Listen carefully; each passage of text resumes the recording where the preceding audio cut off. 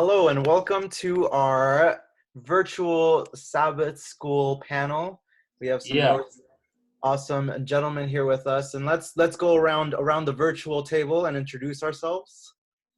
I'll start off. My name is Isai Ramirez. I pastor here in Dalhart, Pampa, Texas, and Clayton and Raton, New Mexico. Nice to meet you, Isai. I am Pastor Joel. Nice to meet you, man. I haven't seen you before, but no, I pastor in, where do I pastor? Abilene. It's been a long day. Abilene, in Abilene and San Angelo. Yes, here in Texas. Also from the Texico Conference. Right on. And I am Josh Ramirez. I pastor in the Clovis, Portales, Hereford, and Plainview district. And I'm glad to be here in the round table. Awesome. Nice to meet you, Josh. Nice to meet you, Pastor Joel and Isai. It's a pleasure to be amongst such wise gentlemen. It's such a pleasure. No.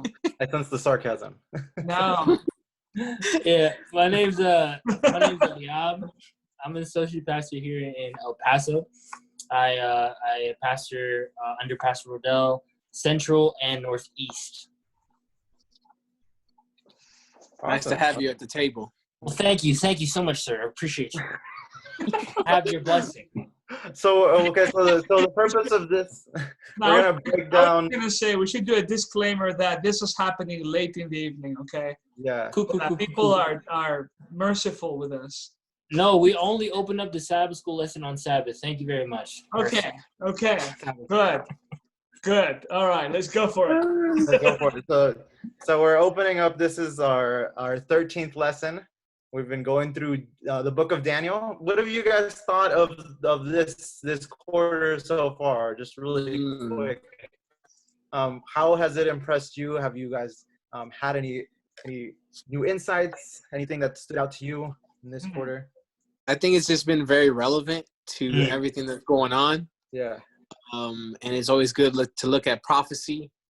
A lot of people excited, to study this quarter. So it's been good. Absolutely. That's awesome. All right. Well, this is like I mentioned, this is the last one. It's 13th lesson. This is Daniel chapter 12. In Daniel chapter 12, and this lesson is titled "From Dust to Stars." We see really so many parallels, so many times how God brings his people into deliverance, how God is really working in our history, in the world history. So we're gonna dive in just to get into it, right? Let's do it.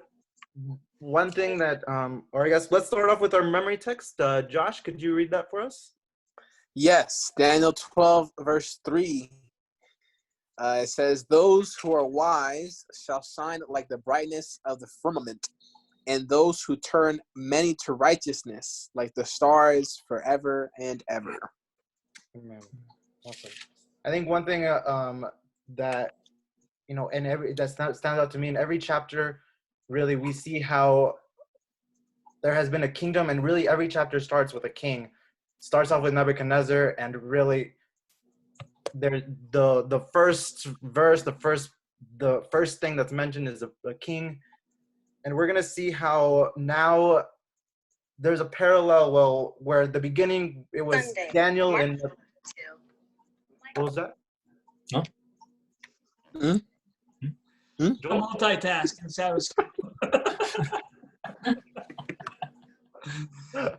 Go for it, Isai. Go for it. All right. So now we're gonna see how we've seen God deliver his people, like we're mentioning, but now we're gonna see Michael delivering God's people from end time Babylon. We saw Babylon in the beginning, and now end time Babylon, and how he, like this verse says, right? Those who turn, he will turn many to righteousness, and like the stars forever and ever. So if one of you guys, if you guys could read verse 1, we're going to start off with Daniel chapter 12, and we're going to break it down. All right, I'll read verse 1. Here we go. It says, Daniel chapter 12, verse 1, it says, at the time Michael shall stand up. The Bible continues, the great prince who stands watch over the sons of your people, and there shall be a time of trouble, such as never was since there was a nation, even to that time. And at the time your people shall be delivered, every one who is found written in the book. Awesome. So the question is, we can just unpack this verse. Who is Michael in this verse? Well, I know there's a lot of different denominations, different Christians have different views on this. Right. But I think there's some different clues that we can see, and on Sunday's lesson, right, it talks about, Right. It points out some of the different clues. In, for example, Daniel 7 talks about the Son of Man. Mm-hmm. Then there's a Prince of the Host, and that's in Daniel 8. And then Messiah, the Prince, in Daniel 9. So it's looking like, and just where the clues are pointing, it's looking like this is talking about Jesus. So Michael, he's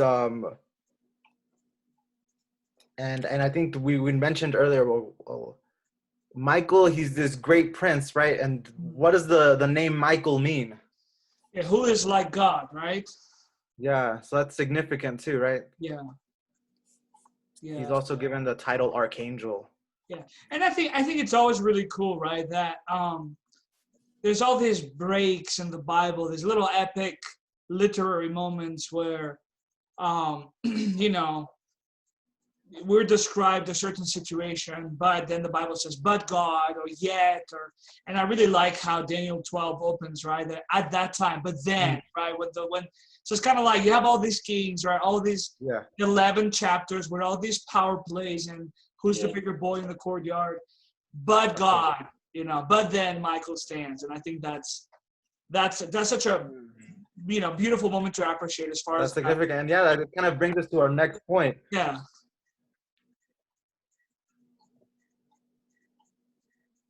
Go for it. Well, and that brings up a great point. Like, what is so significant about Michael standing up? That first sentence, at that time, Michael stands up. What do you think, Eliab? I love this text so much because, one of my favorite texts in the Bible is Isaiah chapter 6. And it has, in the year King Uzziah died, I saw the Lord seated upon the throne, high and exalted. And the fact that, God is, seated in the midst of, you read Spirit of Prophecy, and you can look in and study, commentaries and whatnot, and you see that in the time that Uzziah died was, a hard time for Israel, but yet God was seated. And so in the midst of, unrest and just everyone worrying, God is just there just chilling on his throne because, he knows what's going to happen tomorrow. He knows what's going to happen forever. So he's not thrown off by any of these situations. Yeah. And so the fact that God is seated in Isaiah chapter 6, but then we see at the end of the time, at the end of it, as God is coming back, he stands up because he's about to do something huge. And so it's God is about to come and take his kids home. And to me, that's just what's up, bro. Because it's if God's going to stand up, I can stand up, Ooh. I can have the courage to face whatever's going on because my God is going to stand up, So that's just straight fire, bro. I love it. Yeah, absolutely. Yeah.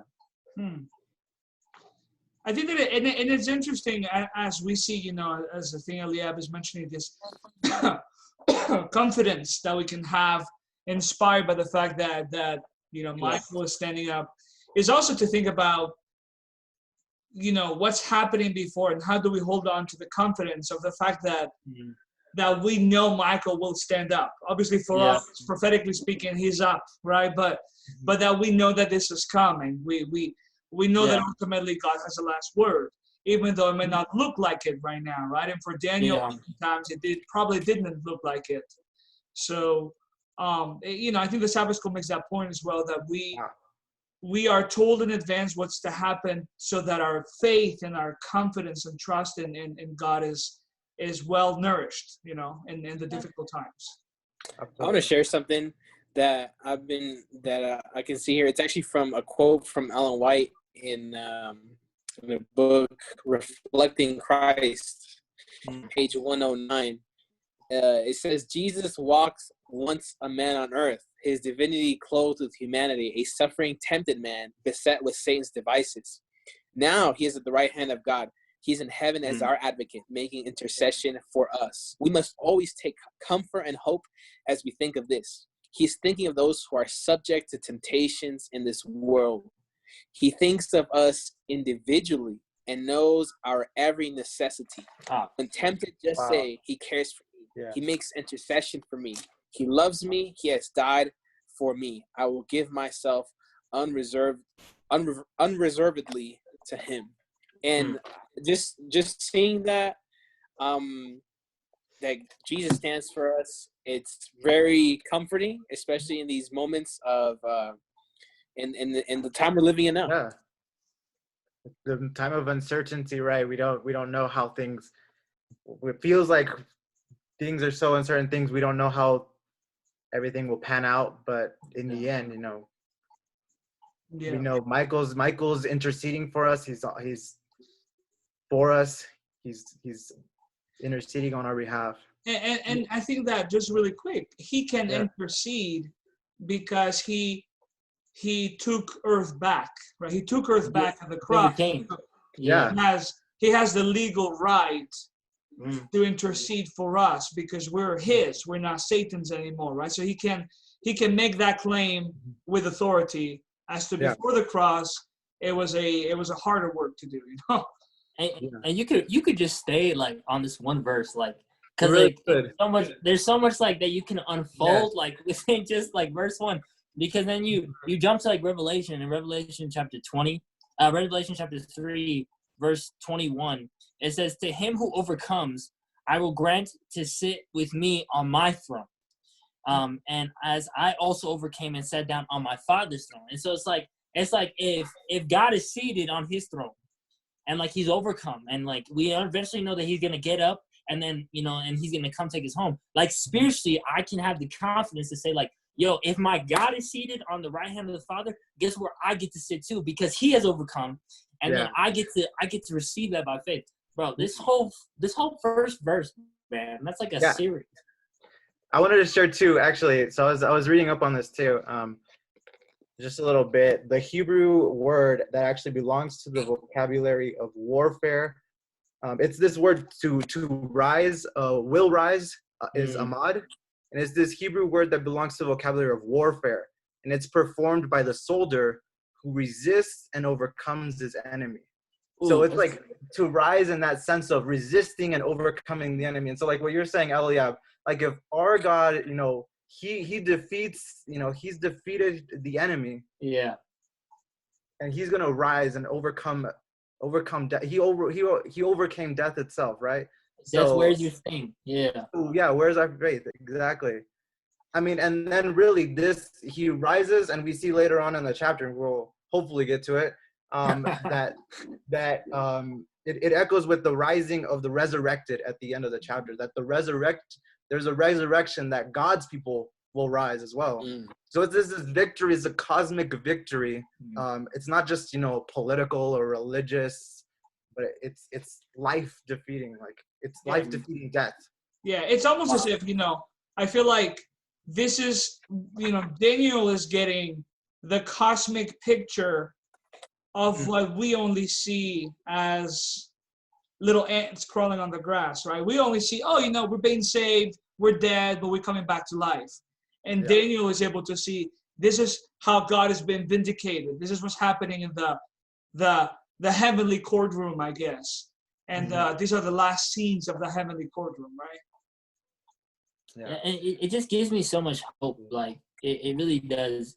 Because, like, I just read in verse 1, and at that time, your people shall be delivered. It's like, okay, I know God hasn't stood up yet. And I know life gets really tough. And there's so many, not just with the, the C word, corona, no one wants to say it, but, not just with that, but with so many different aspects in life. But, like, the thing is that I know that eventually, if my God has been faithful in the past, he's going to be faithful today and forever. And so I know eventually that God is going to stand up. And so no matter what I face, like, I will be delivered, whether that's if I go to sleep and die, and wait for the second coming, or just in every aspect of life, like, I will be delivered. And that's really the whole theme of this chapter. Really, that's Yeah. the essence of this chapter, of this whole study.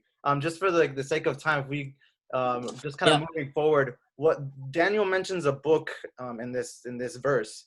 Mm-hmm. He mentions a book. What is this book that he's referring to? He says, "There shall be a time of trouble, such as there never was a nation, Written in the book. even to that time. And at that time, your people shall be delivered, everyone who is found written in the book." Well, we have the book of life, right? I know that the Sabbath School, I'm trying to find it here, talks about several books. Yeah. And there's the book of deeds. Yeah. Yeah. And the verse mentions also, like the book has the content of the book is those who, I'm trying to find it. 12:1. The content of the book is those that will be delivered. Yeah. Yeah. It has the names of the people that shall be delivered. So it's a book that gives deliverance to people, right? Yeah. Yeah. Just basing it off that verse, we're seeing, absolutely there's deliverance implied there that it gives. Yeah. Something that I find something that I find Bro. very interesting, that I think that we struggle with now that we have this virus, but in our personal lives we have plagues or tragedies as well, and then we'll see more also as a planet. That I like how this quote from Ellen White in The Great Controversy, page 614, where she describes these plagues not being authored by God, but Satan is the one doing them. And God, the way a teacher explained this one time, and I just really liked it, kind of like as if humanity throughout history is begging God to go away, right? We don't need you, we don't want you, we can run this on our own. And then God, before he comes back, gives humanity a little bit of a taste of what it would look like if he wasn't holding up the winds and controlling his creation. And I just think that it's really it's interesting to think of it that way, right? That this is something authored by Satan, but also tolerated by God, just to show humanity that he is indeed not just in control of history, but also in control of creation. He's the one holding this big house that we call planet Earth together, that we so often carelessly, and this is not just saying, oh, you have to take care of the planet, but also just we have rejected, I think, our call to be stewards of the planet like Adam and Eve were. And it's interesting how this life and death has also a lot to do with the planet pretty much crumbling up on us, I think when I think of the book, as I look through chapter 12 in Daniel, like throughout it, every action that is done is not done by like the people. It's done by Michael, the archangel, the Messiah. And so it's like even our good actions and our bad actions, those aren't things getting us to heaven. It's just simply by the grace of God and the power of Jesus' death and resurrection that I get into that book. It's the Holy Spirit calling upon my heart, and it's the Holy Spirit just working on me and knocking at the heart of my door. So it's like we can get so caught up in like, okay, then if every action I gotta get down, like, man, I better get my actions set straight. Like, and that's a good idea and thing, but we're not saved by our good deeds. We're not saved by our bad deeds. We're just simply saved by the blood of Christ and just accept it. I want to share this from the lesson. That last paragraph, it says, some people frown upon the idea of having their names, especially their deeds, written in heaven. Kind of like what Elliot was saying. Yeah. But then it says this. It says, but once we commit our lives, our names are inscribed in the book of life, and our bad deeds are deleted in the judgment.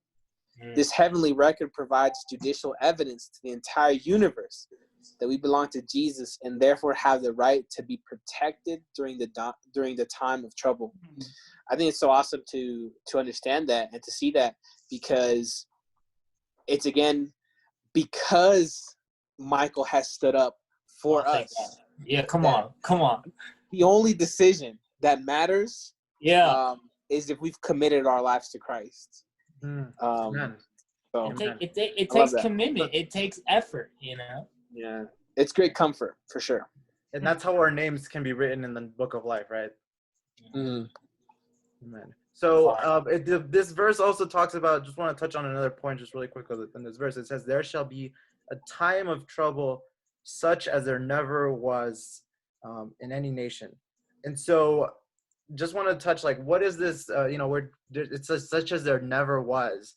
And, just, kind of making that relevant, coronavirus is affecting in ways that, even sickness, and viruses haven't affected, people, even scientists, doctors, they're unfamiliar with it.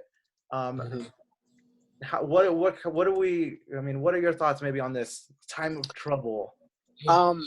I think we need to be careful at times to relate some of these different things. Pandemics are nothing new. I think I think one thing that makes it different is just how interconnected the world is. Yeah. So it definitely has some different different elements that other times where there was pandemics, Spanish flu, all these different other in history that wiped out thousands and thousands of people. But I think what it's referring to here, and something that just comes to my mind, is that it's like the greatest, like, it's the climax of the whole story. You know, that it's gonna hit everybody. You know what I'm saying? Everyone is gonna be affected. And it's gonna be something, that I think even right now, I think it's gonna be something that we can't even imagine as of right now. But again, your at that end it says, and at that time your people shall be delivered. So it's like, there's even a promise there. Yeah. So it's like, it's gonna be as crazy as, like, you can't even imagine, since there was a nation, but you'll be delivered. So it's like, oh, okay. I think we get, like, Matthew chapter 24, and we look at all these, like, plagues and signs, and it's like, yeah, we can be aware of these things, but, like, the fact is that the one text that says in Matthew chapter 24 that always gets me is, like, the heart of many will grow cold. And so it's like, we have been so, like, immersed into the wickedness of this world, like, we don't even see it anymore. We become so callous to all these different things. And so we could even we're living in that time, right? But even because you look at social media, and it's just not only the corona, but you see thousands upon thousands of events happening around the world that our mind just becomes so callous to. It's just like, it's just another thing, But it's like, when we start looking in the eyes of like Christ, and just seeing it through prophecy and whatnot, it's never been anything like this, like corona and epidemics, but like, I go to camp, and I'm working with the kids, and the problems that they have at the age of 7 and the age of 6, it's like, are you kidding me? That's what I struggled with in high school. It's like, it's ridiculous. It's wild. And I think that as we face struggles, as Eliab said, in our personal life, but also around us in a more national or worldwide way, it's important to ask every time we look at the Bible, like, okay, what was God's purpose when he was telling us all these things, right? Why did Jesus tell us all these signs? To scare us off, to make us paranoid? Why, Yeah. And I think that helps us to calibrate that. Ultimately, I feel like Daniel's point and Jesus' point and John's point in the book of Revelation is to simply say, focus your eyes on God. You have a God that is in control. You have a God that loves you. You have a God that is willing and able to do what he promised. Yeah. Amen. Moving forward, if someone would read verses 2 and 3. I could read them. It says, and many of those who sleep in the dust of the earth shall awake, some to everlasting life, some to shame and everlasting contempt. Those who are wise shall shine like the brightness of the firmament, and those who turn many to righteousness like the stars forever and ever. All right, so now sounds like we're about to talk about the resurrection. Yeah. There's a resurrection? There's a resurrection.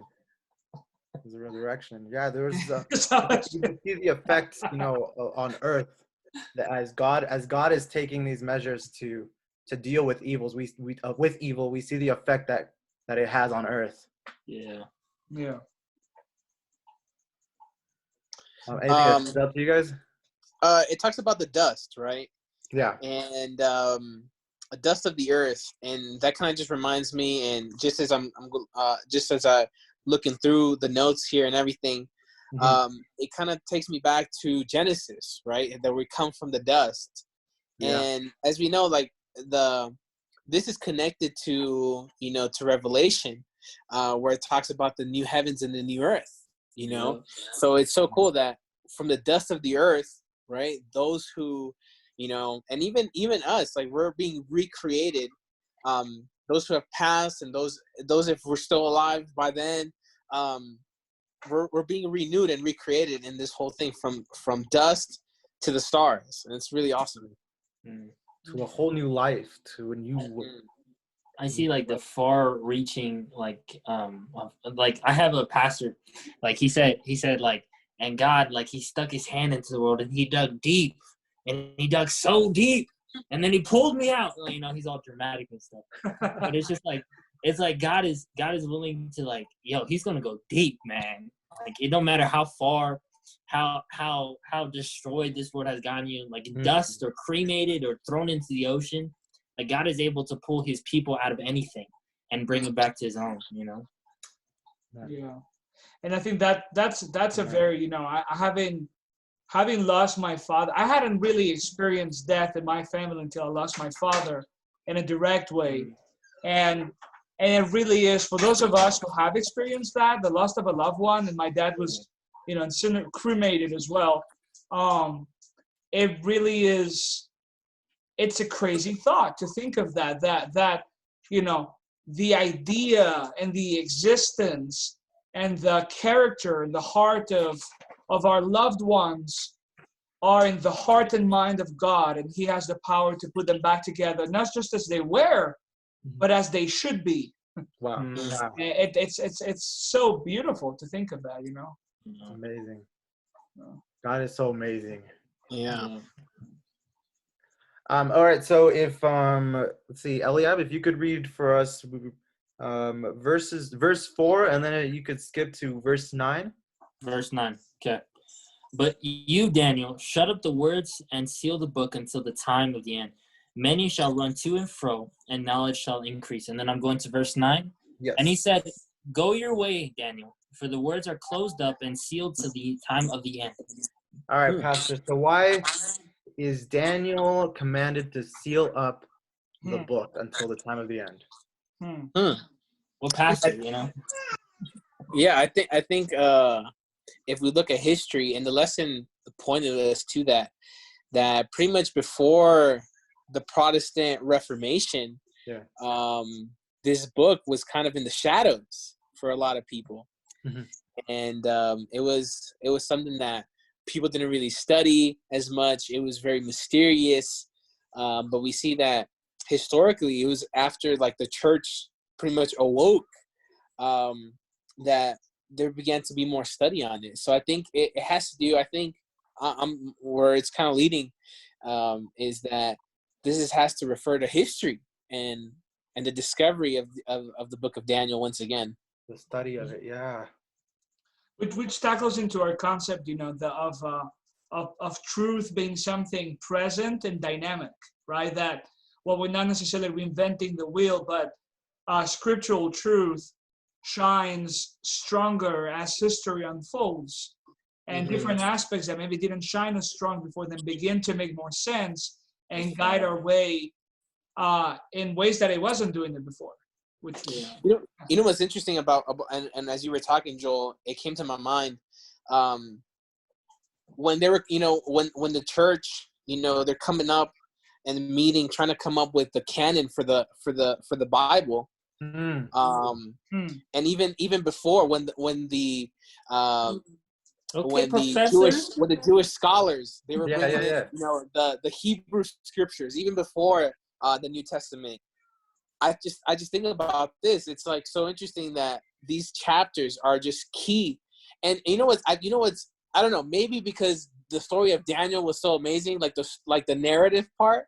But then like the dream part is all confusing. I feel like maybe they were all like getting together, reading it, trying to figure out, do we put it in, and maybe they're just like, oh, we got to do it. The stories are so good. And they probably didn't get some of these prophetic messages, but I think God knew in his foreknowledge that it would be so beneficial to the gospel, I think of like I heard this sermon one time, a long time ago, but and he brought up this cool illustration, and I don't have a kid, and so Joel, you understand.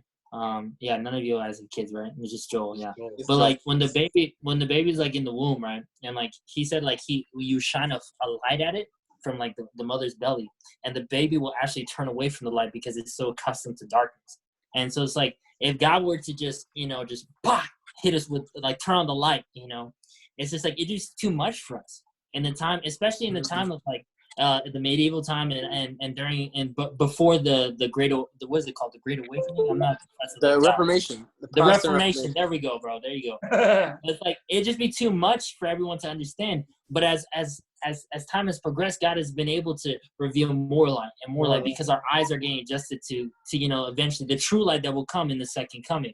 So that's why I think of like to and fro. Oh yeah, the baby's here. Yeah, she understands. Speaking of, this is a live illustration right now. Yeah. Joel, you're in the darkness, man. I know. I was like, it keeps getting darker. I'm gonna turn on the light. I know we gotta wrap up, or we're gonna lose Joel.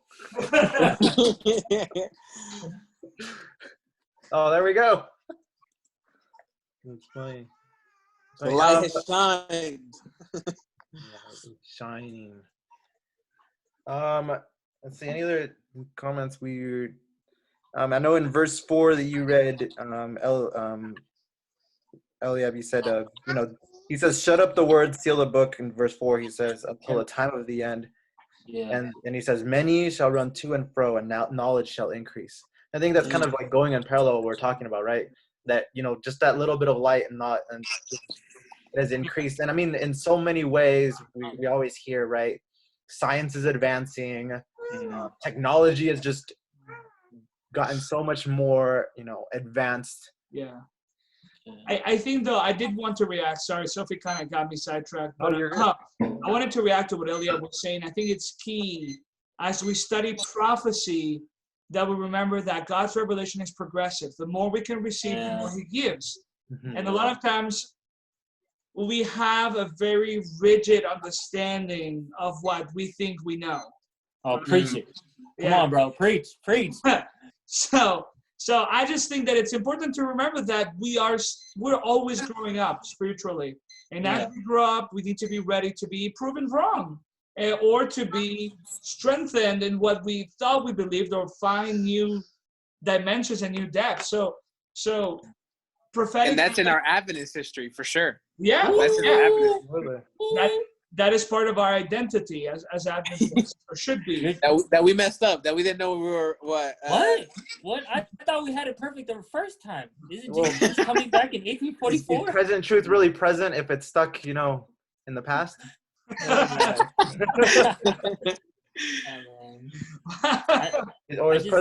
present truth progressed? Then maybe we'll probably get some comments on that. I think it was. There's a quote that I love from one of our early Adventist guys. I forget if it's Loverow or John Andrews or White or James White, but they say that we need to remember that the light that shines in our path today will not do it tomorrow. And I'm kind of paraphrasing. So, but it's the idea that our biblical study should be passionate and should be humble and should be constant. Yeah. And while that doesn't mean that nothing is, that we should always be questioning everything, but it does mean that we should always be open to learning more. Yeah. Especially when we're talking about a being that is, Paul says that we're trying to know the unknowable, right? Yeah. I think of that woman like in the Gospels where she says like even the dogs just want like crumbs, just little tiny, and that'll be sufficient. I just think of just a little bit of light God shines on us. Like there's so much more. There is so much more because God is just all powerful, and we're only receiving just a little bit, and look how much that little bit of crumb can transform our lives. And so it's like people are so concerned, like, oh, I need it all. Like I need it all. Just be content with what God is giving you right now. Figure that out. and then God will continue to give you more and more. But if you can't handle the little bit that he's giving you now, what makes you think he's going to give you so much more, you know? True. That's what I think. True. Let's move forward in our study. Let's see if we could read verses 5 to 13, and we're just gonna close up the chapter. Sorry, can someone read them? I was ready to read them, but I have a child now. His hands full. I can read it. I haven't read. Verse 5 starts off. It says, "Then I, Daniel, looked, and there stood two others, one on this riverbank and the other on that riverbank. And one said to the man clothed in linen who was above the waters of the river, 'How long shall the fulfillment of these wonders be?' Then I heard the man clothed in linen who was above the waters of the river, when he held up his right hand and his left hand to heaven, and swore by him who lives forever, that it shall be for a time, times, and half a time. And when the power of the whole people has been completely shattered, all these things shall be finished. Although I heard, I did not understand. Then I said, 'My Lord, what shall be the end of these things?' And he said, 'Go your way, Daniel. For the words are closed up and sealed till the end of time. Many shall be purified, made white and refined, but the wicked shall do wickedly. And none of the wicked shall understand, but the wise shall understand. And from the time that the daily sacrifice is taken away and the abomination of desolation is set up, there shall be 1,290 days. Blessed is he who waits and comes to the 1,335 days. But you, go your way till the end, for you shall rest and will arise to your inheritance at the end of days.'" That is fire, bro. That's fire. Yeah. So these time periods, what are we thinking, gentlemen? So there's two numbers, right? There's the 1,290, and then he says, "Blessed is the one who comes to the 1,335 days." So there's two timelines there. And the lesson kind of points out some things there. They're really two periods. Yeah. So if we read a little bit, there's a quote from Ellen White that talks about, we understand that part of these time frames, and I guess this could take a whole other, lesson. Yeah, this could be a whole study. But you have the kind of the undisputed period where the Antichrist system, right, that we understand as papacy, but I do believe it goes beyond that. But that begins, at least with the papacy, was embodied with that, has kind of an undisputed rule. And then Protestant Reformation comes, and the scriptures become available to everyone in a way that they weren't before, right? Yeah. So those are definitely part of the highlights of those periods, Yeah, and it mentions, all these, like, kind of like what we were talking about before, like all, like how history kind of like leads, is just connected with all these different things. There's some like major things that happen. Like if we really put down everything, in the lesson it talks about AD 508, right? Mm-hmm. It says Clovis, king of the Franks, converted to Catholic faith, and this was the union, right, of church and state. And we see the power that was there for such a long time, leading up to the Reformation. And then in 1798, right, the Pope is arrested by one of Napoleon's generals, and then it all leads up to 1843, right? And that's getting into Adventist history, to the Millerite movement. So all these different things, it's just pointing to us that we're right on track, right? And I think where we are now today, there isn't these timelines, and sometimes we wish, and people say, oh, like Jesus is gonna come back this time or whatever. But I think we're really in the moments and in the time where we really have to have faith that Jesus is gonna come on right on time when he's ready. Yeah. And I really like the end, But you go your way to the end, for you shall rest and you will arise inheritance at the end of the days. And it's like, it gives me peace that like, okay, my life is like a vapor in the wind. James chapter, 4, I think. My life is like a vapor in the wind, and at any moment I can lose it. Not just to this virus, but I could lose it to anything. And like, I could just be assured that the same God that is seated and that's gonna stand up and that can pull anybody from the dust of the ground is the same God that's gonna call me forth if I've fallen asleep and I rest, in His promises. So regardless of whatever state I'm in, whether I'm alive through this whole nonsense to the end of the age, or I fall asleep, either way, the last thing I'm gonna see is Jesus coming through the clouds. And I'm sure Daniel was just given that hope and that assurance and that peace that just like, okay, I might die, I'm gonna die, but I know the next thing I'm gonna see is Jesus Christ. That's right. It's awesome. And I think that what you're saying, what I'm hearing is that means that everything that we've studied throughout this lesson in the book of Daniel needs to make a difference today. Yeah. It's not just stuff telling us about what may happen if we do happen to be alive. Yeah. But that it needs to make, like you said, like He gave Daniel hope. Yeah. So it needs to give us hope. And if we are alive, then we're alive, and then we're going to leave a double portion of hope, maybe. But all of this needs to make a difference today. Otherwise, we're missing the point. Right. And then what's the point? Yeah, I agree. Yeah, absolutely. Yeah. This is a time. This is a prophecy of it's not only like, it's not just waiting, because He constantly tells there's that to wait, but especially in verse 12, He's like, blessed is he who waits and comes to the 1,335 days. But this is not just waiting, but it's hope. Like you're mentioning, Eliab, that there's hope in that waiting. Yeah. Oh man, it's there's so not tough. There's not this uncertainty of like what's gonna happen or what's going on. In the end, like we know we're. Well, and another question to this is, how do we wait? Right, the Bible is full of this whole idea of waiting for the Lord or waiting in the Lord. Yeah. How do we? Sophie, how do we wait? And I believe that biblical wait is very active. It's not just sitting on the couch, Yeah. So, but that would be a whole other discussion. Yeah. Hey, Faith, that works. We can hear it next time.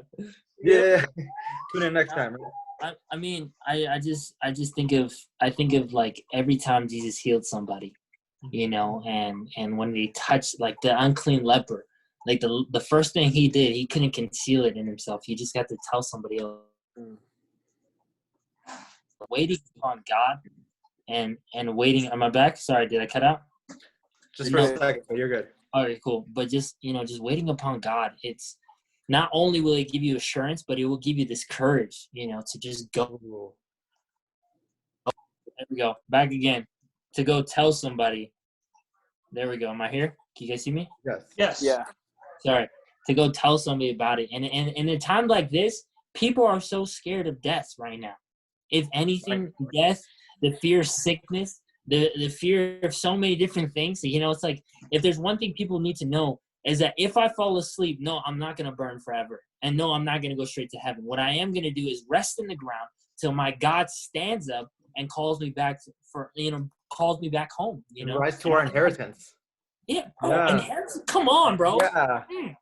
Like nothing in this world could give us that inheritance. Bro, it's mine, man. It's straight mine today. Like the kingdom of heaven is like right now, today. It's mine. I can have the peace that surpasses all understanding today, right now.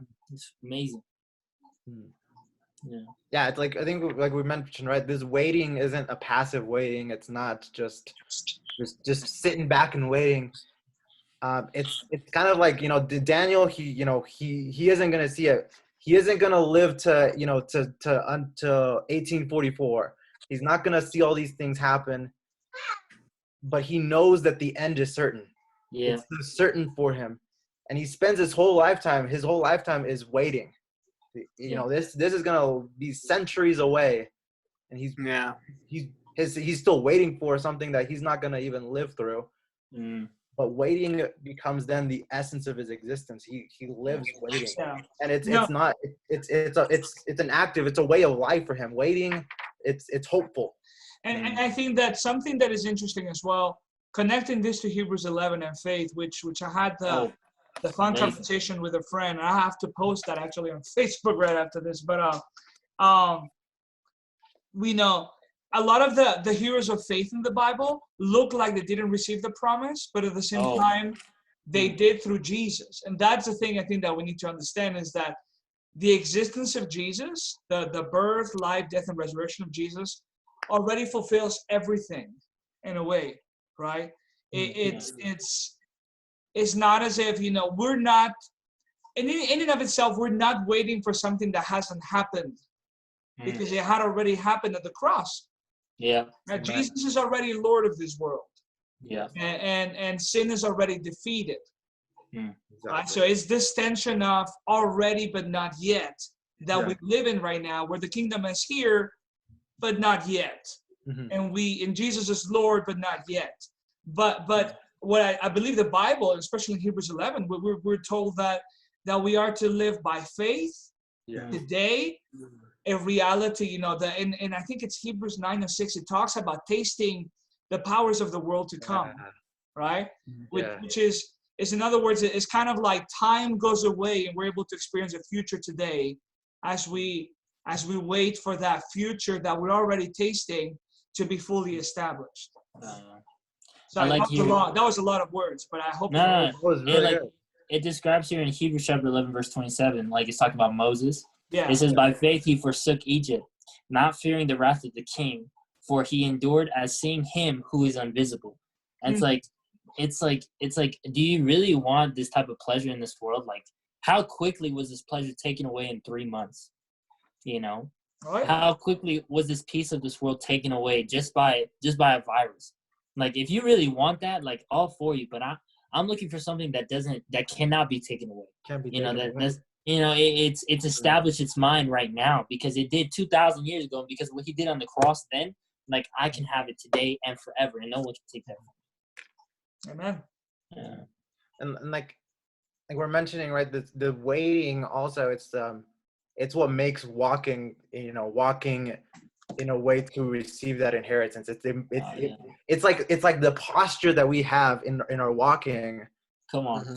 It impacts the way that we walk, the way that we live, because we're not just waiting around, what's going to happen, but we're waiting knowing what's going to happen.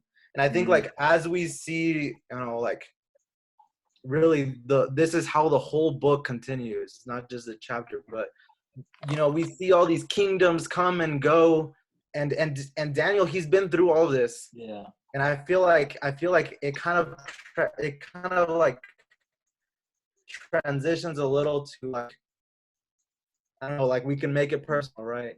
But you, Eliab, you, Josh, you, Joel, Isai, go your way till the end.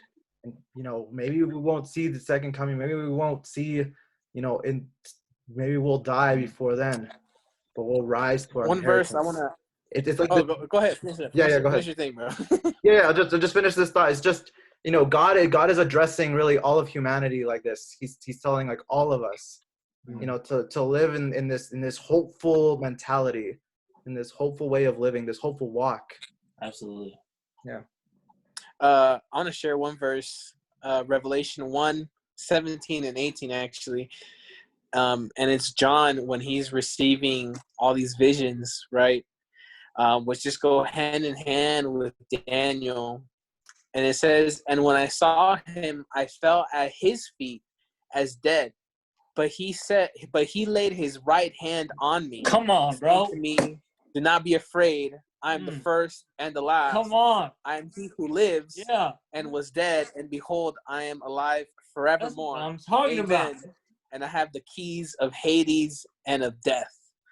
And I just this is one of those verses where he just starts off, don't be afraid. Man. I'm like even though everything's going crazy, like I know what I'm doing. I know what's I'm still here. And I think what we need to imagine, especially in these times where a lot of us are quarantined by ourselves, just to know that Jesus lays his right hand on us. Come on now. Come on, saints. Hey. Hey, hit it. Do not be afraid. Dude, it's Man. like if there's someone like, you know, John, like by history we know that, you know, he was thrown into like a pot of oil, you know, he was not afraid. He jumped into that thing like it's a hot tub, right? And if there's one person that he was afraid, it was Jesus Christ. You know, as you get closer to holiness and perfection, you just start to see your imperfection. Like, woe is me, I'm undone. So if there is someone to be afraid of, it's gonna be God. But then, like, as you see him, he's falling at his feet, like in so much fear that he, boom, places his hand on him and says, "Why are you afraid? Yeah. I'm for you, not against you. No weapon formed against you shall prosper." Bro, it's just straight fire. And then he's in Patmos too. Come on, bro. All alone. He's socially distanced. All alone, bro. He's in quarantine. Miles away. The seas, bro. More than 60. He sees in the vision. The sea becomes like a lake of glass, a sea of glass. You know, we're getting away from Daniel now. We're just going on. You know. sorry. So good, bro. It's so good. Yeah. That's what happens is you just get a group of pastors just talking. Yes. But yeah, I think we could easily get caught up in hopelessness in this world. But the way that you know God addresses, the way that it's addressed to Daniel, it's that becomes personal. Mm. It becomes to each one of us, and it's telling us, you know, whoever we are, you know, that promise is extended to us. Yep. Yeah. Amen. I guess we reached the end. This is the end. I don't know if any closing. Is this the end? Things. Yeah. This is the end of this Sabbath School lesson. Channel. Don't say this is the end. Subscribe, like our page, share it. It's gonna feel. Leave your comments, your remarks. Right. Yes. If you have any issues, talk to Pastor Joel. He lives in Abilene, Texas. The rest of us are innocent. Amen. Amen.